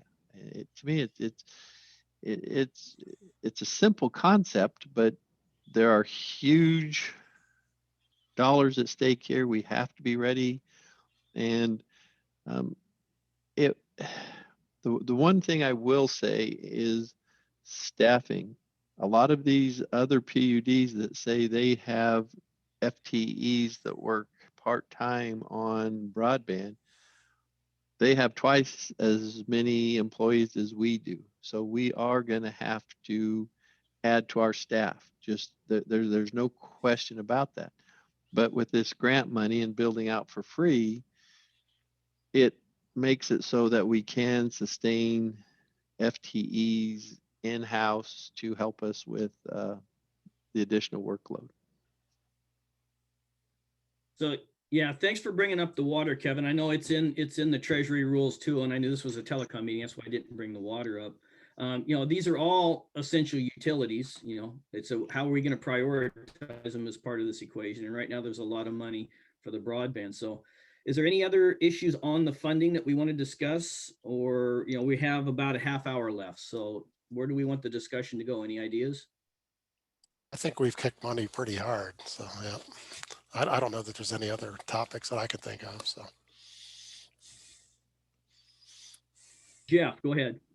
Yeah, I had a question, moving away from money a little bit. I guess it's sort of connected to money, and it gets back, Doug, to the agreement with the, if we're an open access network and we've got an agreement with a retail service provider, there's a lot of language in the agreements that you have in front of us about interruption of service and what our responsibilities are and what the limitations on our liability is. And one of the things that's said in there is that if it's the responsibility of the PUD to get reimbursed by the retail service provider for the services we're providing. And our ability to get paid is limited to them, so that if they don't pay us, we can't go to their customers and try to bill their customers. So I just wanted you to talk about the history of that a little bit, because I can see a problem, and it kind of came up with Pacific PUD in the telecom conference when a retail service provider suddenly got cut off by their open access. I mean, they had a wholesale agreement with CenturyLink, and CenturyLink said, "Sorry, we're not doing wholesale service anymore. You're out of luck." And then that provider then had to turn to their customers and say, "We're done," and didn't really hand them off to anybody. So I'm wondering about this same thing of, if we're the open access network, we've got an agreement with the retail service provider, suddenly the retail service provider isn't paying us as they're supposed to. and we can't go after their customers to get reimbursed. What kind of a scenario does that put us into? There's only two. One scenario is you cut the customers off. The other scenario is if you have retail authority, you quickly contact those customers and say, I'll take your service over. Because if you cut that ISP off, they're out of the business. So you do have that as a fallback if you are a retail service provider. And in fact, a number of the PUDs in the state only wanted retail authority for that purpose. They were always worried about that happening. None of them that I know of have ever completely they've never had that situation where the ISP got so far behind. A few of them have extended ISPs 2 or 3 months credit till they caught up, but they've never had an ISP that just stopped service. And so, but they're all worried about that. And so a lot of them want a retail authority for that purpose so they could step in. It's easy to step in because you know who those customers are and you actually have a fiber to their house. I mean, you don't have a relationship with them, but you have a direct connection to them. And so, because they're on your network. And so that would be your fallback would be, if that ever happened, you'd probably want to jump in and try to be the retail ISP, but that's complicated too, but at least that's better than letting it go dead. So, but that's, if they don't pay you, can't leave them on your network. I mean, talk about subsidizing. That's a bad idea. So. And Jeff, that also gets into sort of the contracting portion of this, which is and this really is more of an art than a science, I think, that how do you attract retail service providers to an open access network? Are you going to require significant, guarantees? Probably not. These are all thinly capitalized companies anyway. Do you have performance bonding? Do you have, down payments or advance payments? And then you got to worry about bankruptcy. And, there's I think what Doug suggests is the easiest way to go about it, which is simply take over the customer if you're in that position. The situation with CenturyLink here sounds like one I'm familiar with, which is basically CenturyLink just said, we're no longer going to provide DSL service. You're a reseller, and we're going to cut that service off so that Pacific County, or if that were us reselling CenturyLink service, I'm not suggesting we do that, then we'd really have no way to serve those customers. That example would be more like you cutting an ISP off and telling them you were no longer going to serve them. That would be a better analogy. Yeah, exactly. And you're not going to do that. So that's exactly right. Yeah. So the fact is, if you have retail authority for the first time ever, you actually have a fallback position. Otherwise, those customers just go dead, which is no one's happy about. So. Well, thank you for talking about those scenarios. And to me, it brings up, again, why are we doing this? We're trying to improve the internet service in our county to our customers so it benefits our citizens. And it seems like this ability to be an ISP, it changes the dynamics a lot in a lot of good ways, because basically one reason we don't have good internet service is we don't have a network built out, and we don't have a network built out because the privates haven't either had the access to the money, or when they have had the access to money, they haven't built it. So we're trying to build it. That's one problem. But then once it's built, you still have this challenge of how do you make sure that Bob and Mary Smith in their house actually can get fast internet service. So the fact that we build the network out doesn't necessarily make that happen. We have to get these guys on our networks. They have to provide the service. They have to be willing to provide residential service.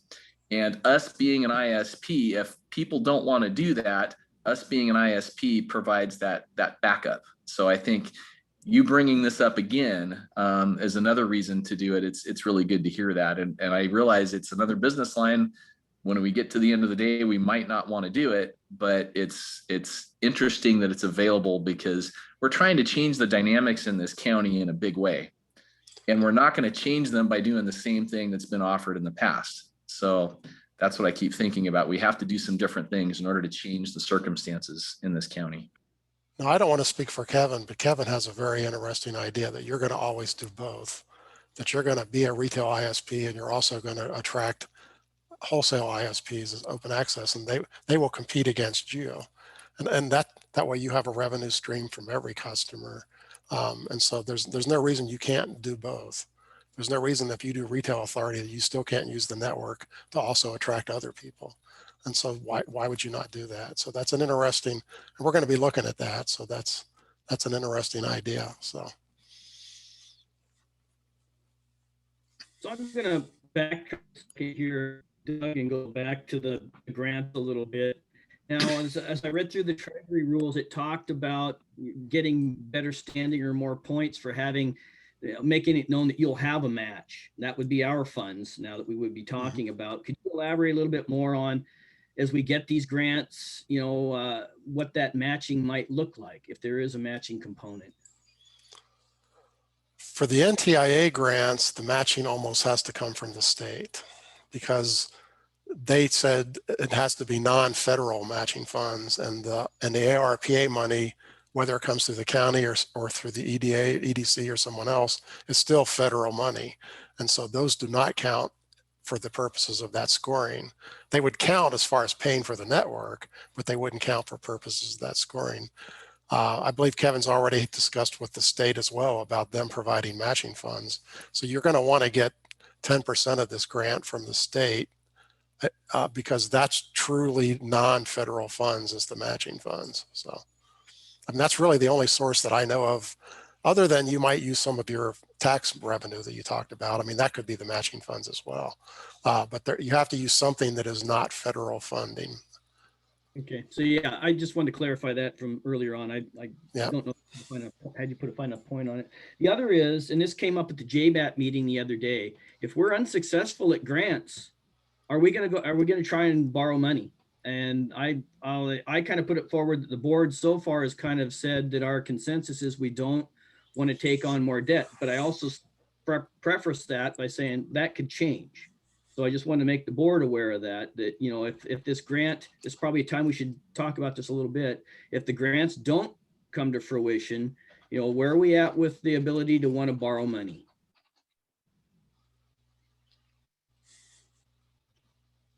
Any takers?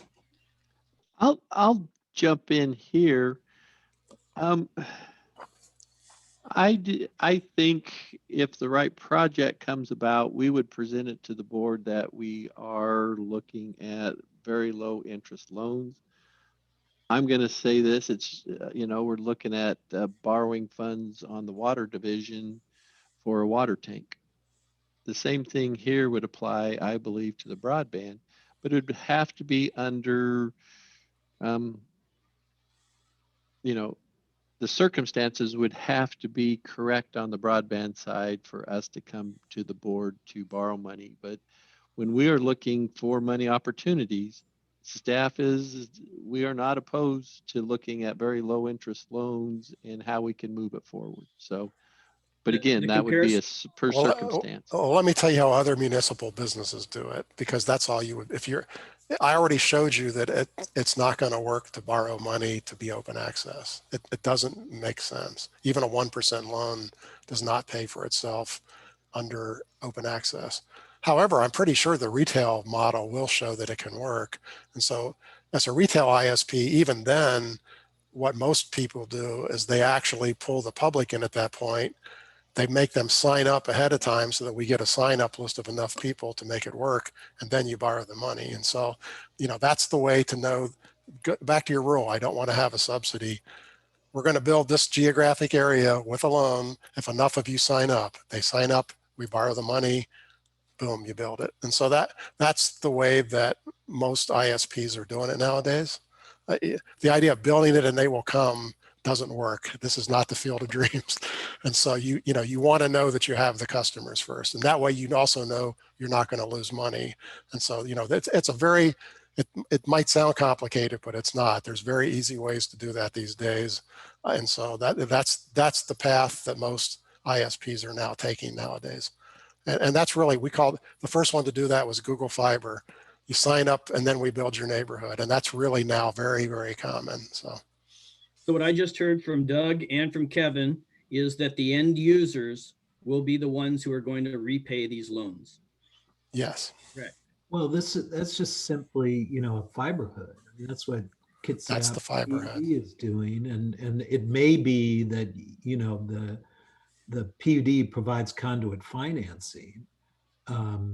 But in the end, the property obtaining the service secures the ultimate loan. Right. And it could turn out as a retail ISP. We haven't done a model yet, but it could turn out that you could justify building the whole county. We don't know. We didn't look at it. So we're going to find that out for you soon. So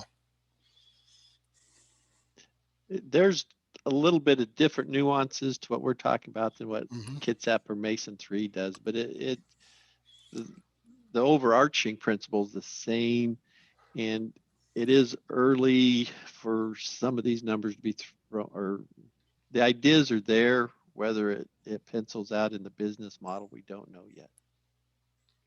but we're working on it. Yep. So another point, as we talk about, the increases in the electric rates they're going to probably, we're going to have discussions and decisions this month. Have we, in this rate study and in our rates that we're going to be coming out, have we baked broadband and the effect it will have on the electric side into our rates? That's a question I have people asking me now. So I don't know if commissioners or Kevin, if you want to address that, what are your opinions on how you see the rates that are before us, how it relates from, to broadband and electric? So I will just speak on this one. We do have fiber in the 4-year work plan for the electric, but it is dollars used for the SCADA system. So in that respect, there is some dollars in the electric budget, but it's geared for SCADA.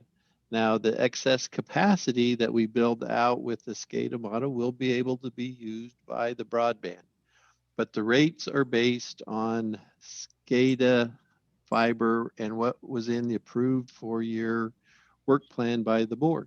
So it's all above board. Everyone can see what we've done, how we've done it through the 4-year work plan. So it's there, but it is not for broadband only. It is for SCADA, with the excess capacity being able to be used by the broadband division.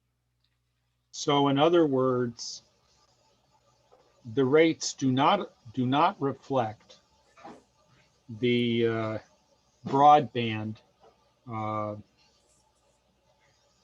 expansion, because that is part of the SCADA expansion that we would be doing anyway. Correct. And it was approved a couple years ago before we were even at this point. So it's not, there's nothing baked into it. To use Dan's terms, it is, normal SCADA construction. Now, I want to point out that the SCADA plan doesn't pass very many customers. It's only the people who live on the street where the SCADA route is. It doesn't go one block off. If you go one block off of that route, that has to be broadband money. So, I mean, there are houses along every SCADA route, but that's the only people who might have a cross benefit from it. That's not a gigantic cross benefit. Most of the houses are in neighborhoods and they're not right on the main streets. I mean, they're off to the side. But you would be able to add more customers to the network as a retail provider without spending more money. So, but that's not gigantic. So.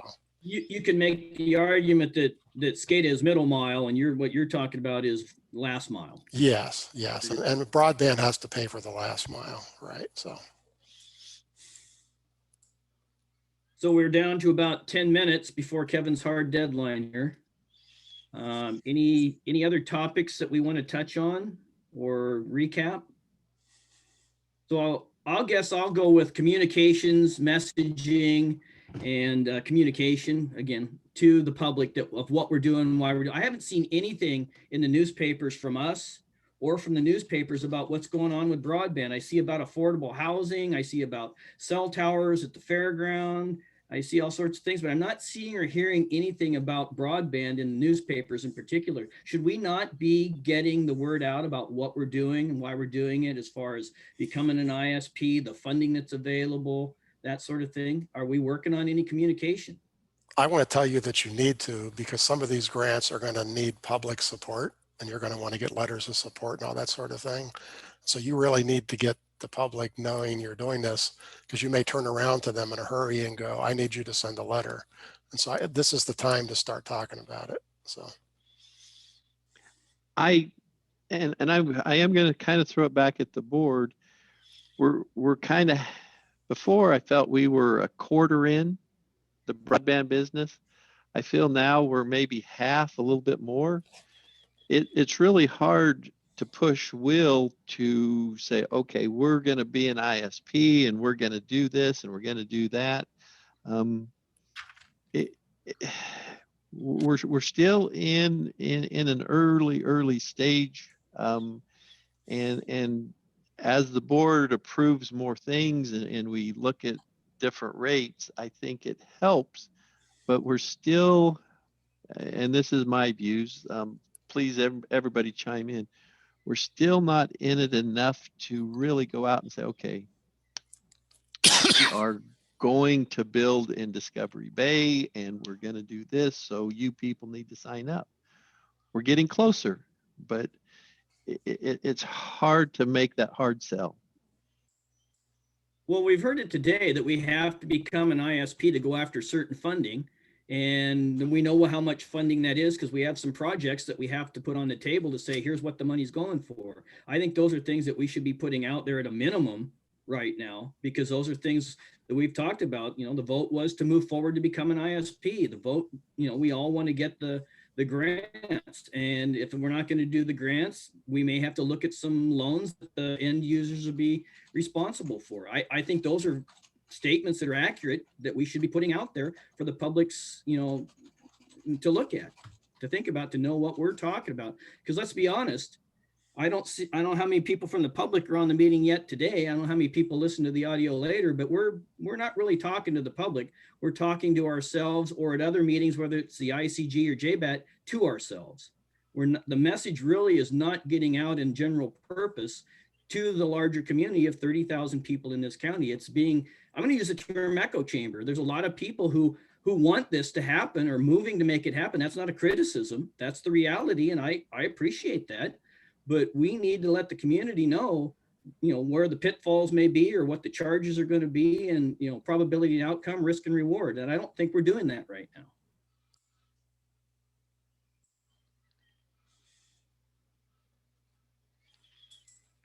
Is everybody muted? I will address one of your questions. We're not ready to talk public rates yet because we don't know what they are. So that's part of the analysis to figure out what the rates are. So,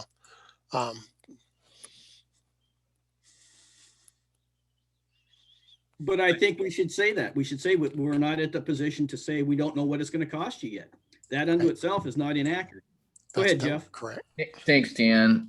I am reminded by what the commissioner, or I don't know if it was a commissioner or I think it was actually one of the staff from Grant County, said in that roundtable at the teleconference, the Waputa conference the other day. And he said two things. He said, don't do stuff and call it a pilot project, because this has been done so often. There's plenty of successful models. We don't need more pilots. And he also said, don't do feasibility studies, because if this was feasible, the privates would do it. PUDs get in the business of doing things that are not feasible, and we've been really successful at it. And broadband is another area that you can be successful at because of the model of the way a PUD can work. So what he basically said was, you just need to decide what you're doing, figure out what you're doing, make a decision, give direction to staff, and move forward. And I hear what you're saying, Dan, is that we absolutely have to have this be a transparent, open process so the public can weigh in. But I think we're trying to determine the best path forward. It seems like what we're saying is we want to have better internet service in this county for as many of our customers as we can. Fiber is the way to provide the highest speed. We're working through the issues of being an ISP or not being an ISP. And I think I agree with you that we should be saying something, but I think we have to be a little measured in what we're saying. I think we can say There appears to be grant money out there. We're doing what we can to put ourselves in a position to get it. We would like to provide better service to our customers. How and what that's going to be is still to be determined. And if you want to tune in and hear what the discussions are, here's where you can tune in. But I don't know that we can say a whole lot more than that because it's very fluid right now. I do want to throw a quick footnote on what the commissioner from Grant County said, because Commissioner Topper already mentioned it. They are subsidizing their broadband because they have a lot of money. So that, if your goal is to make broadband pay for itself, you have to be a little more careful than they are. So. Yeah, grant PUD and telecom and broadband should not be used in the same sentence personally, in our circumstance. It's just not a fair comparison. Well, I think it is, because the kind of grant money that's out there, Grant County and grant money, it is an equalizer. And Grant County is a whole lot bigger than Jefferson County is. So yeah, they spent 200 million, and they've got roughly 64% of their customers signed up for fiber. They're not an ISP. They've told their ISPs that they won't get into that business, and that's an agreement they reached years ago. But we've identified a number of around 80, 90 million or something as what we need to do to build out our network. And it appears that that money over time may be available. So there is an equalizer here, and that's the federal and the state money. But I think the point is that we need to be communicating something to the public. And I agree with both of my fellow commissioners that we need to carefully get into letting the public know what we're doing now and what we are trying to do, but also do it in a very measured way so that we don't raise expectations that we cannot guarantee that we will meet. A lot of this is as has been said repeatedly in the last couple of hours, so much of what we would like to do is contingent on funding from other sources. And until we have those dollars in hand, we're not in a position to make promises to anybody.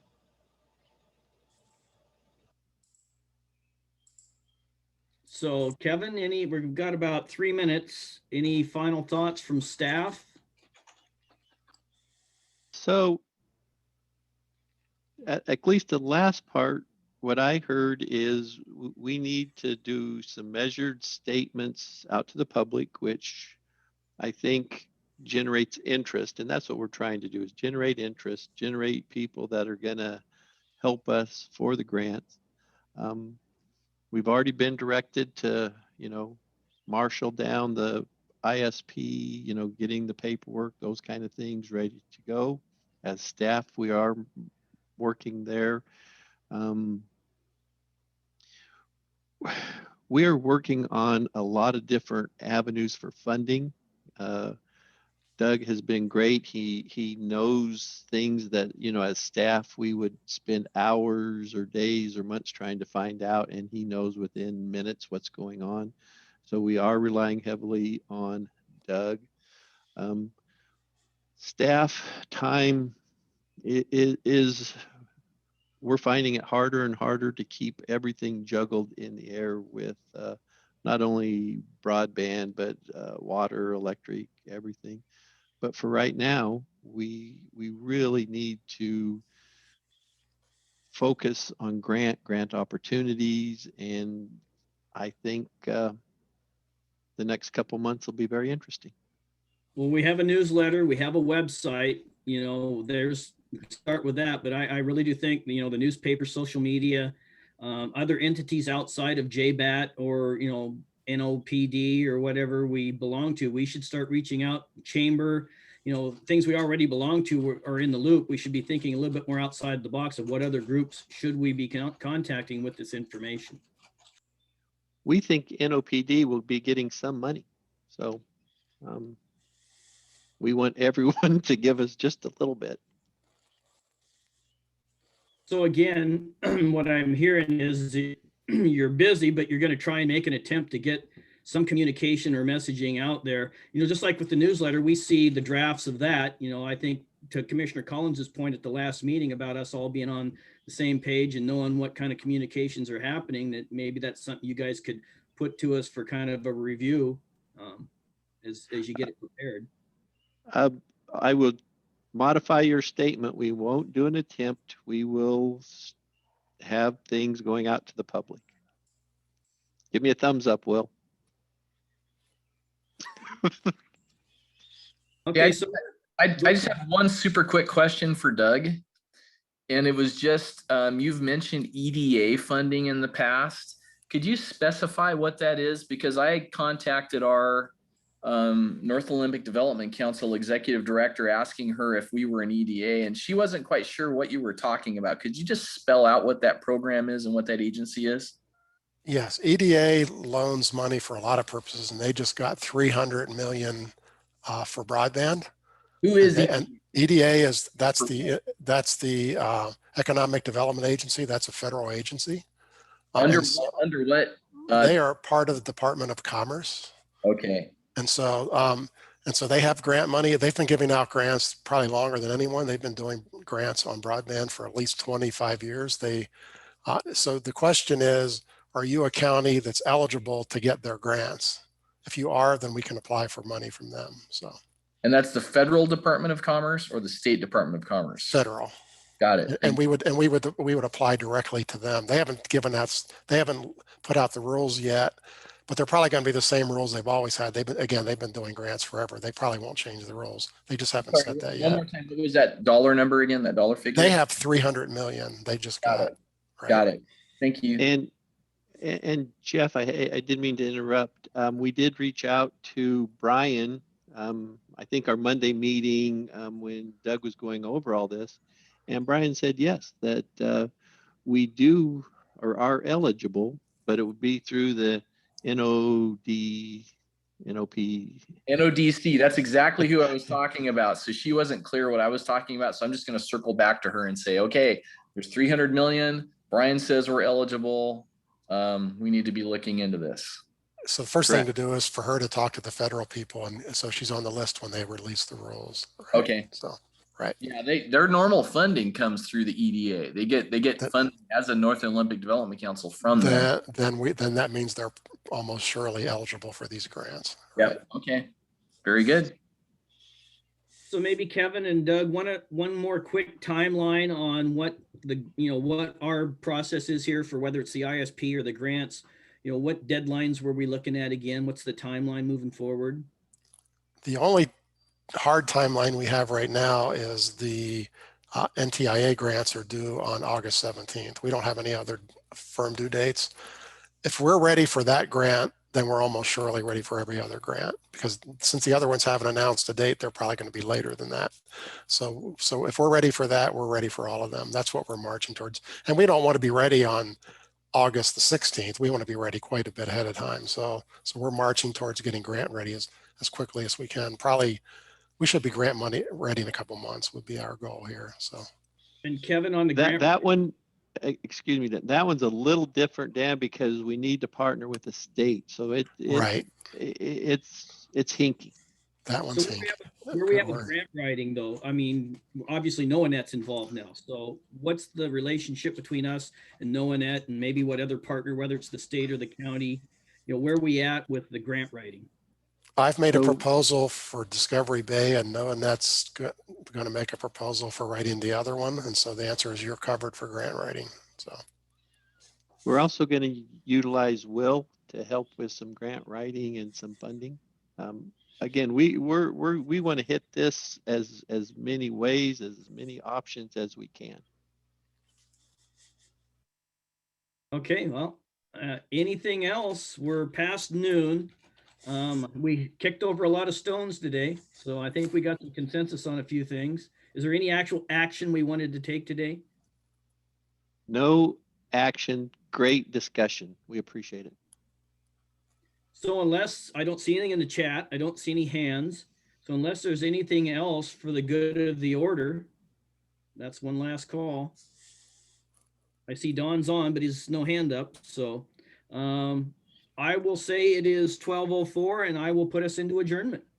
Thanks, everybody. Great Thanks, discussion. everyone. Thanks, Thank Dave. you. Thanks, everyone. Great discussion.